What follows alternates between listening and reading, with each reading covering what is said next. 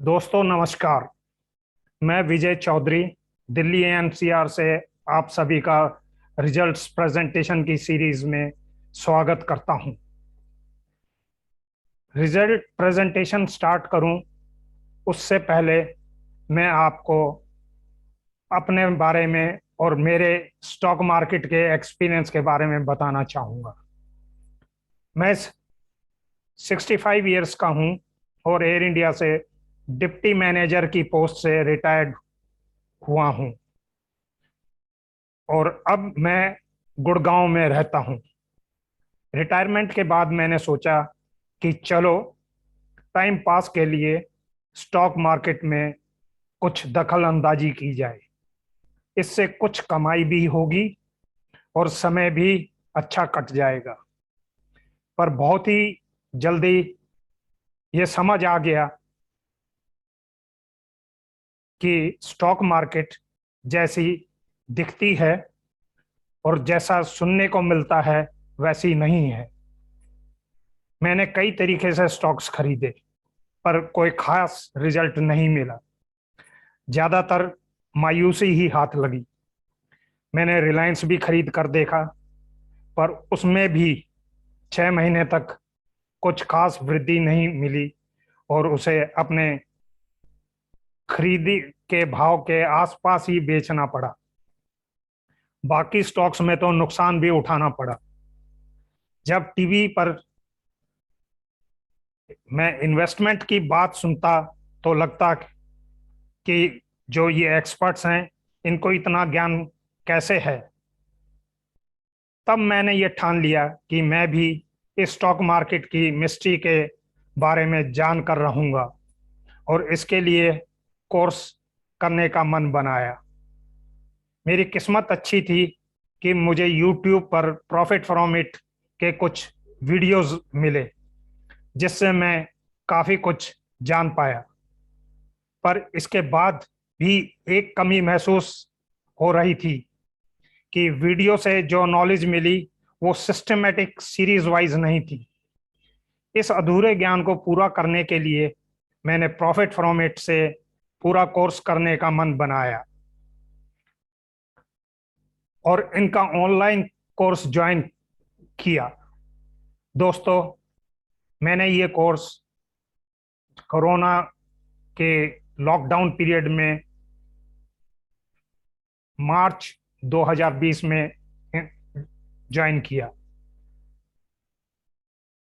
ये मेरा अब तक का सबसे सही निर्णय साबित हुआ।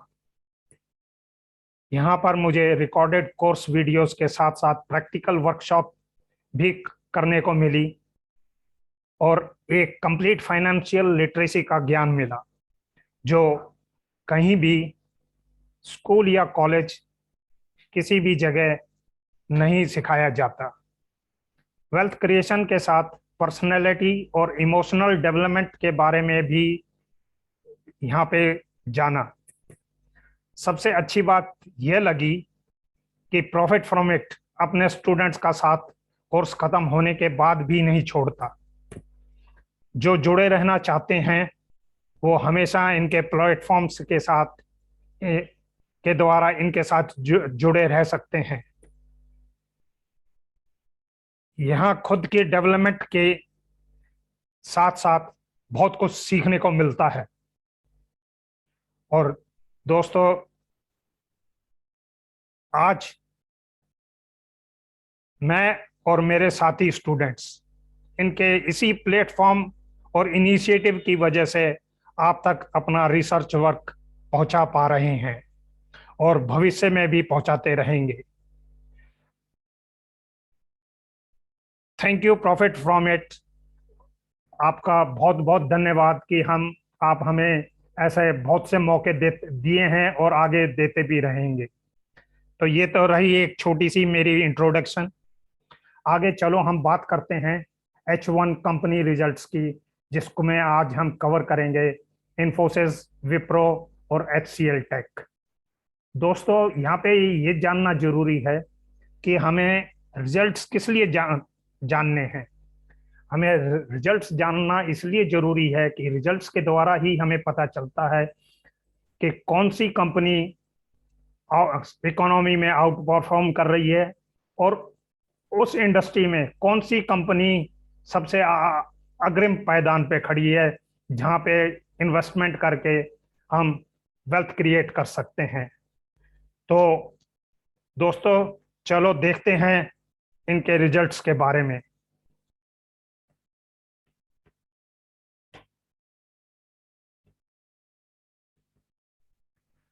सबसे पहले कंपनी का रिजल्ट जाने, आओ जानते हैं ये कंपनियां किस इंडस्ट्री से बिलोंग करती हैं। ये सारी कंपनियां आईटी कंसल्टिंग और सॉफ्टवेयर सर्विसेज की हैं। तो चलो दोस्तों, हम इस इंडस्ट्री का एनालिसिस करके जानें कि ये इंडस्ट्री कैसी है और ये कंपनियां कैसी हैं। इसको जानने के लिए हम इनको मुख्यतः 3 पैरामीटर्स पे एनालिसिस इनकी जांच करते हैं, जिनमें मुख्यतः आते हैं मार्केट शेयर, ग्रोथ और क्वालिटी एनालिसिस। तो चलो देखें सबसे पहले हम मार्केट शेयर एनालिसिस करके कि मार्केट शेयर किस इंडस्ट्री का कैसा है और कंपनीज का इनमें कैसा है। सबसे पहले देखें तो हम पाएंगे कि इंडिया की मार्केट में लिस्टेड स्पेस में सारी कंपनियों का मिला के 250 लाख करोड़ के करीब मार्केट कैप है, जिसमें से आईटी का कंट्रीब्यूशन लगभग 34 लाख करोड़ के करीब है, जो कि एक सिग्निफिकेंट चंक है। और इस इंडस्ट्री में देखें तो सबसे ज्यादा टीसीएस का 1,34,000 सॉरी 13.5 लाख करोड़ का मार्केट कैप है। और बाकी इन्फोसिस, विप्रो, एचसीएल टेक उसके सामने बहुत ही आधी से भी कम है। आगे सेल्स का मार्केट शेयर देखें तो इस इंडस्ट्री में टोटल 5 लाख करोड़ की अप्रोक्सीमेटली सेल्स होती हैं, जो कि टीसीएस जिसमें से 1,64,000 के करीब इस कंट्रीब्यूट करती है। वहीं इन्फोसिस नंबर 2 पे है, जो 1 लाख करोड़ के करीब करती है, बाकी तो 1 लाख के नजदीक भी नहीं है। वहीं प्रॉफिट का देखें तो टोटल इंडस्ट्री का 87,000 करोड़ के करीब है। टीसीएस उसमें से उस कंट्रीब्यूट करती है 33,000 करोड़ के करीब, और बाकी इन्फोसिस तो उससे आधा है, और बाकी विप्रो, एचसीएल तो बिल्कुल ही कम है। अब नेक्स्ट इंपॉर्टेंट पैरामीटर है ग्रोथ एनालिसिस। ग्रोथ एनालिसिस में देखें तो कि ये किस दर से बढ़ रही है। हमने ग्रोथ एनालिसिस के लिए लास्ट 5 इयर्स का ग्रोथ दिया है।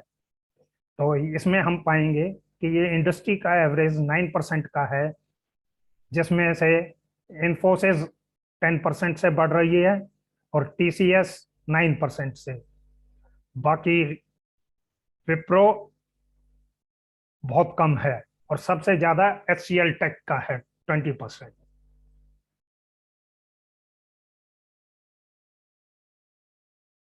और आगे प्रॉफिट ग्रोथ का बारे में बात करें तो इंडस्ट्री एवरेज आती है 7% की। यहाँ पे देखेंगे एचसीएल टेक 15% है और इन्फोसिस और टेक महिंद्रा इंडस्ट्री एवरेज के आसपास ही है। अब नेक्स्ट है क्वालिटी कंट्रोल, क्वालिटी एनालिसिस। दोस्तों, हम सिर्फ इन्हीं मुख्यतः 3-4 कंपनी का ही करेंगे कि अभी के बारे में चर्चा, क्योंकि मोर देन 80% हमने देखा कि इन्हीं का हिस्सा कम से ये इंडस्ट्री बनी है, और जिन 80% से ज्यादा हिस्से वाली कंपनियां ही पूरी इंडस्ट्री का मार्गदर्शक करती हैं। नेट प्रॉफिट मार्जिन देखें तो इंडस्ट्री एवरेज 16% है। नेट प्रॉफिट मार्जिन माने सेल्स का कितना प्रतिशत वो प्रॉफिट में मैनेजमेंट कन्वर्ट कर पाती है, वो है उसका मार्जिन। जितनी होशियार मैनेजमेंट होगी, जितनी एफिशिएंट होगी, उतना ज्यादा उसका प्रॉफिट मार्जिन मार्जिन उसके उतने ज्यादा होंगे। इसमें देखेंगे कि सारी कंपनियों के बहुत अच्छे हैं, लेकिन इसमें भी टीसीएस इन्फोसिस सबसे आगे हैं, फिर आता है विप्रो और फिर HCL tech. Return on equity. Return on equity दोस्तों वो चीज है जो कि प्रमोटर का इक्विटी लगाई है प्लस रिजर्व, दोनों को मिला के सारा पैसा जो वो लगाता है उसके ऊपर कितने प्रतिशत वो प्रॉफिट कर पाता है, वो है रिटर्न ऑन इक्विटी। तो इसमें भी हम पाएंगे कि सारी ही इंडस्ट्रीज बहुत अच्छा रिटर्न देती हैं इक्विटी के ऊपर, लेकिन टीसीएस सबसे ज्यादा 38% के साथ आगे है, और बाकी उससे कमी है, लेकिन और इंडस्ट्रीज के मुकाबले में ये बहुत ही अच्छी है। आईसीआर, इंटरेस्ट कवरेज रेशो में मतलब कि जो हमने इस इंडस्ट्री कंपनीज ने कर्ज ले रखा है उसके ऊपर इंटरेस्ट भुगतान करने की कितनी क्षमता है। तो दोस्तों ये 20 गुना से ज्यादा क्षमता रखने वाली कंपनियां हमेशा अच्छी मानी जाती हैं, और ये तो सभी इससे बहुत ऊपर हैं। तो ये दर्शाता है कि ये इन कंपनियों पे डेट बहुत कम है, और इनको और डेट भी लेना पड़े तो इनके ऊपर कोई खास फर्क पड़ेगा नहीं। डेट टू इक्विटी देखें तो इस इंडस्ट्री की डेट टू इक्विटी माने जो इनके पास इक्विटी पूरी रिजर्व्स वगैरह सब चीजें मिला के हैं, उसके अगेंस्ट डेट कितना है। तो यहाँ पाएंगे कि ये इंडस्ट्री एक debt almost debt free industry है, लेकिन एक हमारा पैमाना होता है कि इक्विटी के अगेंस्ट 30% से लेस जितनी भी डेट होगी वो बहुत ही अच्छी मानी जाएगी, और यहाँ देखते हैं हम सभी की उससे तो बहुत कम है, तो ये ऑलमोस्ट डेट फ्री है। और जो भी जितना भी डेट है इसके ऊपर ये लीज डेट है, ना कि फाइनेंशियल और कोई डेट। तो दोस्तों ये था इनके इंडस्ट्री का एनालिसिस। तो अब इन डेप्थ जाके इन्फोसिस, विप्रो और एचसीएल के बारे में डिटेल में देखें, वो पता चलेगा हमें उनके बिहेवियर एनालिसिस से कि पास्ट में वो कैसा था उनका बिहेवियर, अब कैसा है और फ्यूचर में कैसा रह सकता है।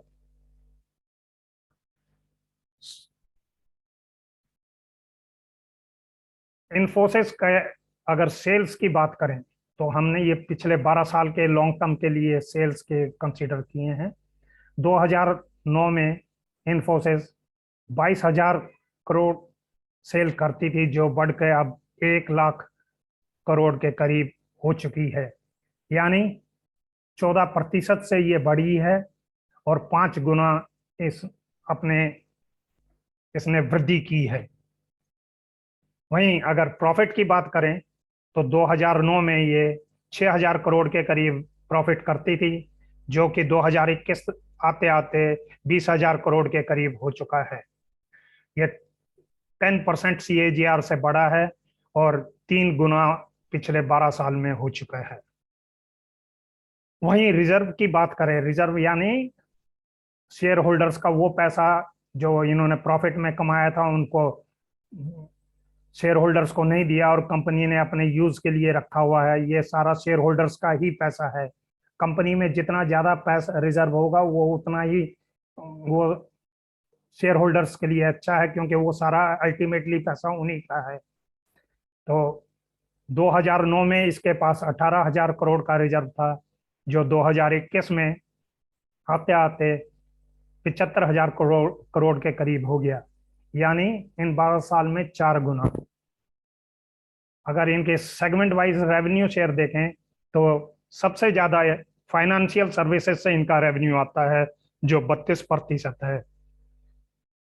बाकी रिटेल, कम्युनिकेशन, एनर्जी और मैन्युफैक्चरिंग, हाईटेक, लाइफ साइंसेज वगैरह से है। अब ज्योग्राफी एरिया वाइज देखें, क्योंकि रेवेन्यू सबसे ज्यादा नॉर्थ अमेरिका से आता है 62%, और यूरोप से आता है तकरीबन 25%। दोनों को मिला दें तो 90% के करीब इन दोनों एरिया से ही आता है। बाकी तो बहुत कम है, इंडिया से तो बिल्कुल 3% के करीब ही इन्हें धंधा मिलता है। मेजर कॉस्ट इनकी क्या है? मेजर कॉस्ट इनकी एम्प्लॉय कॉस्ट है दोस्तों। अगर एम्प्लॉय की तनख्वाह बढ़ेगी तो इनके प्रॉफिटेबिलिटी पे असर आएगा, और अगर एम्प्लॉयज एफिशिएंटली काम करेंगे तो इनको और फायदा होगा। शेयर होल्डिंग पैटर्न देखें तो हमने 2011 और 2021 इन दोनों को कंपेयर किया है। 2011 में प्रमोटर के पास 19% के करीब इनके शेयर होल्डिंग थी, जो 2021 में घटकर 13% रह गई। वहीं म्यूचुअल फंड में 6% थी, जो बढ़ के 13% हो गई। एफपीआई की 44% थी, जो घट के 33 हो गई। लेकिन दोस्तों यहाँ पे एक एनामोली है। ये क्या है कि यहाँ पे तो हमें घटता हुआ दिख रहा है, लेकिन एक और नया सेगमेंट इसमें आ गया, जो कि ओवरसीज डिपॉजिटरीज के नाम है, जो 17.36%, जो पहले नहीं था वो अब है। तो ये भी बाहर का ही पैसा है। इन दोनों को मिला दें तो इनका शेयर बढ़ा ही है। इंश्योरेंस कंपनीज में भी इन्हें भी इसमें अपना हिस्सा 5% से 9% बढ़ाया है। वहीं रिटेल ने जो 16% था वो घट के 10% रह गया। दोस्तों देखो, फिर हम कहते हैं कि हमारी वेल्थ नहीं बनती। ये इतने बड़े बड़े इंस्टीट्यूशंस और ये फॉरेन पोर्टफोलियो इन्वेस्टर्स, ये सब इस पे इतना भरोसा करते हैं और वेल्थ क्रिएट करते हैं और इसमें बने रहते हैं, और वहीं हम इसको बेच के निकल जाते हैं थोड़ा सा जहाँ पे भी हमें प्रॉफिट दिखता है। तो वेल्थ क्रिएट कहाँ से होगी? हमें भी इसमें बने रहना चाहिए। शॉर्ट टर्म ग्रोथ की अगर इसकी बात करें तो हमने एक्सपेक्ट किया था ये रिजल्ट H1 के रिजल्ट आने से पहले कि इसका 19% से सेल्स बढ़ेगी और 20% से प्रॉफिट। वहीं एक्चुअल में इसकी सेल्स बढ़ी 19% से और प्रॉफिट 16% से, जो ऑलमोस्ट इन लाइन ही कहेंगे हम। जैसा हमने सोचा था वैसा ही हुआ है। और आगे इसी आधार पर अगर आगे की प्रोजेक्शन और एक्सपेक्टेशन करें तो सेल्स हमें उम्मीद है 20% से बढ़ेगी और 18% से प्रॉफिट बढ़ेगा। वहीं लॉन्ग टर्म में इनकी सेल्स और प्रॉफिट 14% से बढ़ेंगे। इसी आधार पर अगर हम इनके एक्चुअल सेल्स और प्रॉफिट के प्रोजेक्शन करें तो जो 2021 में जो इनकी सेल्स है 1 लाख करोड़ थी और 20,000 करोड़ के करीब प्रॉफिट था, वो 2022 में 1,23,000 करोड़ के करीब सेल्स हो जाएगी और 23,000 करोड़ प्रॉफिट हो जाएगा। और 2035 आते आते तकरीबन 7 लाख करोड़ के करीब इनकी सेल्स हो जाएगी और ये 1 लाख से ऊपर कमाने वाली प्रॉफिट कमाने वाली कंपनी बन जाएगी। 1,25,000 हो जाएगा इसका। तो दोस्तों ये तो इसके जबरदस्त हमें इनकी इसके ऊपर आशा है। और इसी बेस पे अगर हम इनकी प्राइसिंग के बारे में बात करें तो इसका मार्केट प्राइस है अभी 1714, और लेकिन और इसी बेस पे फंडामेंटली इसकी 976 है जो फेयर प्राइस, जहाँ पे कि अगर ये किसी कारणवश ये प्राइस नीचे गिरे तो हम इस पे और ज़्यादा ऐड कर सकते हैं 1,000 के नीचे। और इसका टारगेट प्राइस की बात करें तो 2035 आते आते हम इसको 5300 रुपये के ऊपर इसका प्राइस देखेंगे। दोस्तों चलो, ये तो हो गया फंडामेंटली। अब टेक्निकली भी इसका देख लें कि कैसी ये कंपनी है। टेक्निकली अगर हम देखें तो पहले कंपनी जानने से पहले हम इसकी इंडस्ट्री का टेक्निकल चार्ट देख लें। इसको निफ्टी आईटी को, जो हमारा बेस इंडेक्स है निफ्टी 50 का, उससे कंपेयर करके देखें कि ये इंडस्ट्री कैसी परफॉर्म कर रही है। यहाँ पे भी हम पाएंगे कि 2009 से लगातार ये निफ्टी 50 को आउट परफॉर्म करती आ रही है। और फिलहाल वर्तमान में तो ये बहुत काफी ज्यादा इसको आउट परफॉर्म कर रही है। तो इस पे सभी बहुत बुलिश हैं। कोरोना का इस पे कोई असर नहीं है, जबकि बाकी इंडस्ट्रीज कोरोना की मार झेल रही हैं। अब इसके इन्फोसिस की टेक्निकल चार्ट देखें तो टेक्निकली उसका शॉर्ट टर्म टारगेट 1960 रुपए का है, और सपोर्ट आता है 1250, यानी 1250 के आसपास जैसे ही इसका प्राइस आए तो हम इस पे खरीदारी स्टार्ट कर सकते हैं। चलो दोस्तों, अब देखते हैं विप्रो की एनालिसिस करके इनकी बिहेवियर एनालिसिस कैसा है। विप्रो की सेल्स देखेंगे तो 2009 में 26,000 करोड़ ये सेल्स करती थी, जो 2021 में बढ़ के 65,000 करोड़ के करीब हो गई। इनका लॉन्ग टर्म ग्रोथ था 8% का, और जो 2 गुना ये इन 12 सालों में इसने बढ़त की है। अगर प्रॉफिट की बात करें तो 2009 में 4,000 करोड़ के करीब प्रॉफिट करती थी, और 2021 में ये 11,000 करोड़ के करीब इसका प्रॉफिट था। इसमें भी इनने 8% से लॉन्ग टर्म ग्रोथ की है, और 3 गुना इसने अपने आप को बढ़ाया है। रिजर्व देखें तो 2009 में इसका 1300 करोड़ के करीब, 13,000 करोड़ के करीब इसका रिजर्व था, जो 2021 में बढ़कर 54,000 करोड़ के करीब हो गया, यानी 12 साल में 4 गुना। और सेगमेंट वाइज रेवेन्यू शेयर देखें तो फाइनेंशियल सर्विसेज में इसके सबसे ज्यादा हिस्सा है 35% के साथ, और बाकी फिर आते हैं consumer, health services, energy, utility, technology, manufacturing. अगर एरिया वाइज देखें रेवेन्यू शेयर तो इसमें भी हम पाएंगे कि अमेरिका से 58% और यूरोप से 30%, यानी ऑलमोस्ट 90% इन दो एरिया से इनका रेवेन्यू आता है। मेजर कॉस्ट इसकी भी एम्प्लॉय कॉस्ट ही है, जो कि उनके सैलरी वगैरह में जाती हैं। शेयर होल्डिंग पैटर्न की बात करें तो प्रमोटर की जो 2011 में 81% के करीब थी, वो घट के 73% रह गई। वहीं म्यूचुअल फंड की 1% से 2% हो गई। एफपीआई की 5.5% से 10% के ऊपर आ गई है। इंश्योरेंस कंपनीज की 3 से 4% हो गई है, और रिटेल की कांस्टेंट रही है 5.5 के आसपास। शॉर्ट टर्म ग्रोथ इसकी देखें तो हमने एक्सपेक्ट किया था कि ये 23% से इसकी सेल्स बढ़ेंगी और 25% से प्रॉफिट। एक्चुअल में 26% से इसकी सेल्स बढ़ी और 26% से ही प्रॉफिट बढ़ा, जो कि ये हमारे अंदाजे को एक आउटबीट किया है इसने। और इसी बेस पे हम एक्सपेक्ट करते हैं कि आने वाले समय में ये शॉर्ट टर्म में 28% प्रॉफिट और सेल्स दोनों और इस 28% से बढ़ेंगे। लॉन्ग टर्म ग्रोथ इसकी सेल्स और प्रॉफिट 8% से है। इसके हिसाब से अगर हम प्रोजेक्शन करें तो जो इसके 2021 में 64,000 करोड़ सेल्स थी और 11,000 करोड़ प्रॉफिट था, वो बढ़कर 2022 में उम्मीद है 82,000 पार करेगा सेल्स, और 14,000 करोड़ के करीब इसका प्रॉफिट आएगा। और वही 2035 में 4.5 लाख करोड़ हो जाएगी सेल्स, और 76,000 करोड़ हो जाएगा उसका प्रॉफिट।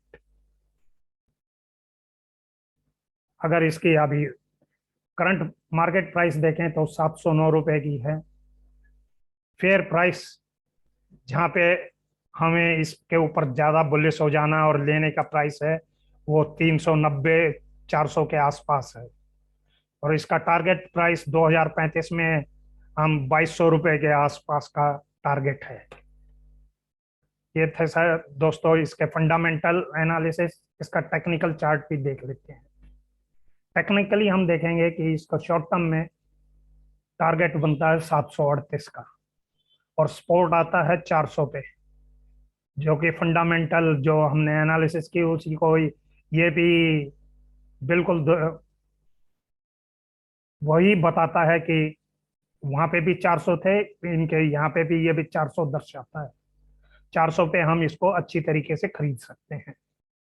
तो ये था दोस्तों विप्रो का। चलो अब HCL टेक्नोलॉजी के बारे में जाने। इसका बिहेवियर एनालिसिस करेंगे तो देखेंगे कि सेल्स ग्रोथ इसकी 2009 में 10,000 करोड़ थी, जो बढ़ के 2021 में 76,000 करोड़ हो गई। यानी पिछले 12 सालों में 18% की दर से बढ़ा है, और 7 गुना हो चुका है, 7 टाइम्स। इसके बाद प्रॉफिट ग्रोथ देखें तो लॉन्ग टर्म में ये 2009 में 1,300 करोड़ थी, जो अब बढ़ के 11,000 करोड़ के करीब हो चुकी है। 19% से ये CAGR से बढ़ी है इसका प्रॉफिट, और 8 गुना हो चुका है, 8 टाइम्स। इसने जबरदस्त ग्रोथ की है। रिजर्व देखें तो 2009 में 5,000 करोड़ के करीब इसका रिजर्व था, जो 2021 आते आते 60,000 करोड़ के करीब हो गया है। यहाँ पे भी इसने काफी अच्छा वेल्थ क्रिएट करके दी है अपने शेयर होल्डर्स को। 8 टाइम्स इसने इंक्रीज किया है। सेगमेंट वाइज रेवेन्यू देखें तो यहाँ पे भी हम ये देखेंगे कि फाइनेंशियल सर्विसेज से ही सबसे ज्यादा शेयर आता है, फिर दूसरे सेगमेंट्स का नंबर आता है।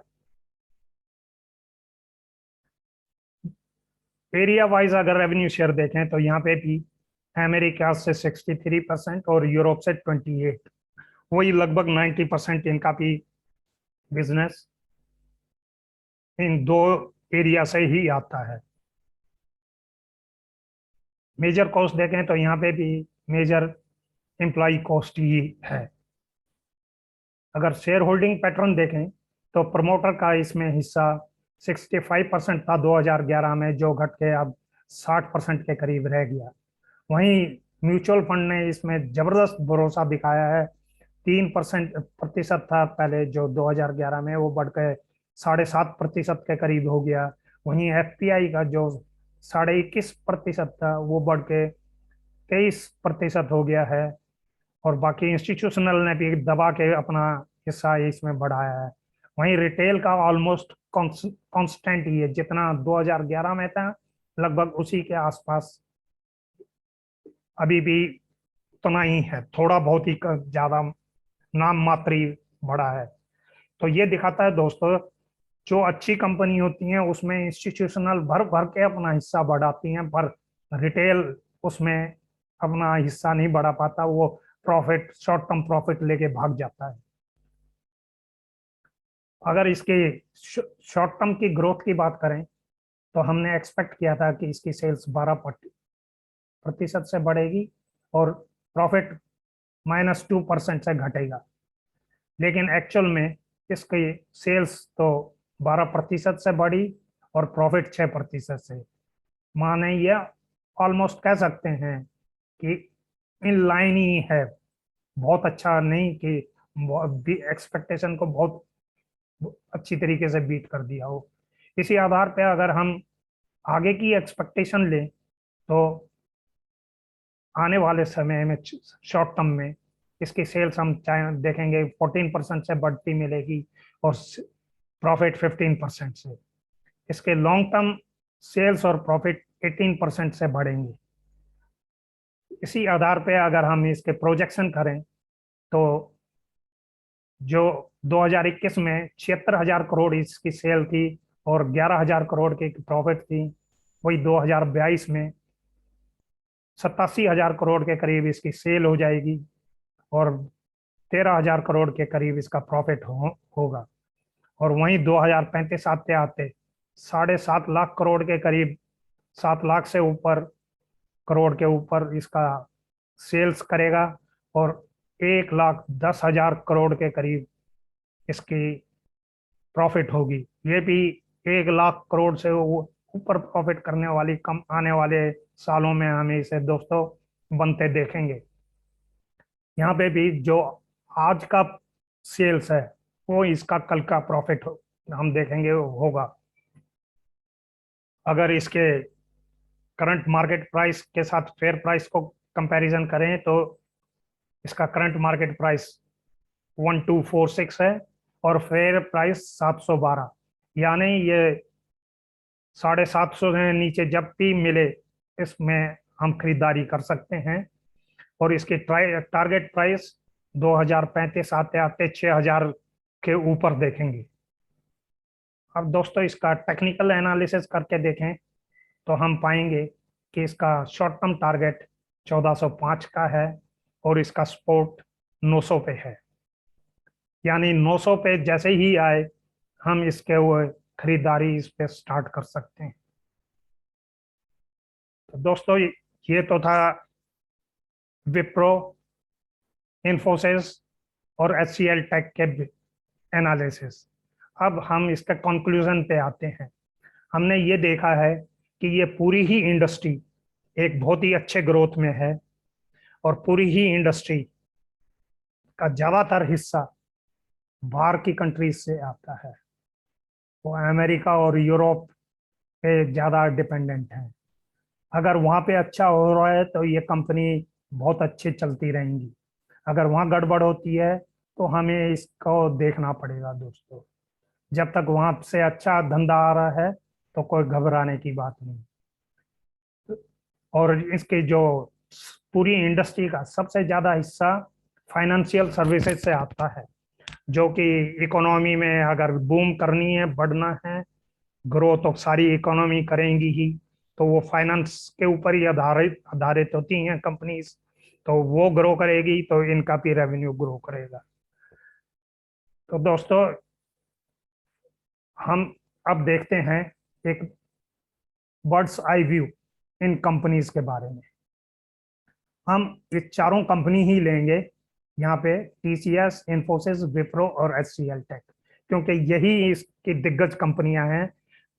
और बाकी भी कंपनियां ऐसी बुरी नहीं है, जैसे आपकी माइंडट्री हो गया, LTI हो गया, वो भी अच्छी कंपनी है जिनका उसमें निवेशित है, उन्हें भी कोई घबराने की जरूरत नहीं। वो भी अगर ये बढ़ रही हैं तो वो भी इसी स्पीड से वो भी बढ़ेंगी। तो सबसे पहले देखते हैं हम इनके मार्केट कैप में TCS सबको आउट परफॉर्म कर रहा है।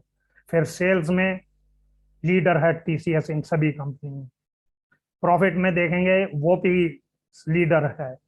इसी तरीके से इनके क्वालिटी पैरामीटर्स में देखेंगे, उसमें भी TCS ही को पाएंगे कि भी ये इंडस्ट्री लीडर TCS ही है।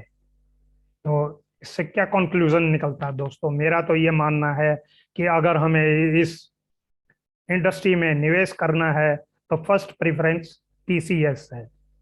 बाकी अगर किसी के पास इन्फोसिस, विप्रो, HCL टेक या किसी अन्य कंपनी में भी है तो उन्हें घबराने की जरूरत नहीं, वो उसमें बने रह सकते हैं। लेकिन अगर नया निवेश करना है तो मैं मेरा तो यही एक एडवाइस है कि TCS में करें, क्यों लीडर्स आर ऑलवेज लीडर्स। अगर ये बढ़ेंगे तो पूरी इंडस्ट्री बढ़ेगी, क्योंकि जो ट्रेंड एस्टेब्लिश करते हैं ये सारे लीडर्स मिलके ही करते हैं इंडस्ट्री का ट्रेंड।